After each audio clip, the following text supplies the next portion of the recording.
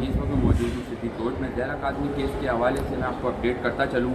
آج جو ہے ایم ایل او کے حوالے سے اور جو ہے ملزم ظہیر اور شبیر کی عبوری ضمانت کے حوالے سے جو ہے آج اہم فیصلہ ہونا تھا الیاس محمد صاحب کی عدالت میں۔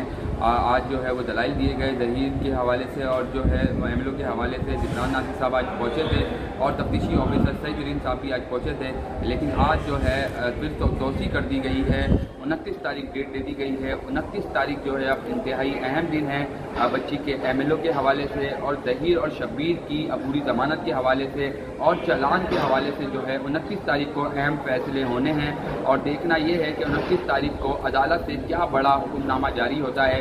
اور دیکھنے میں یہی آیا کہ ایک مہینے سے جو ہے ان کے ایم ایل او کے حوالے سے اور ان کی عبوری ضمانت کے حوالے سے جو ہے وہ ڈیٹ دے دی جاتی ہے اور توسیع کر دی جاتی ہے۔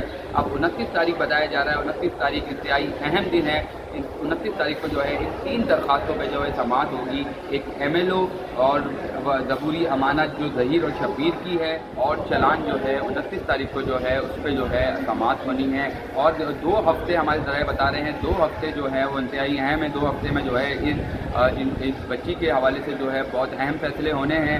اور آج جو ہم نے دیکھا کہ ہم نے سوال کرنے کی کوشش کی ظہیر اور شبیر سے، تو آج جو ہے انہوں نے جو ہے آج انتہائی جو ہے انہوں نے تھوڑا سا پریشان نظر آئے اور جو ہے وہ کلمے پڑھنے لگ گئے اور جو ہے کسی بھی سوال کا جواب دینے سے قاصر رہے۔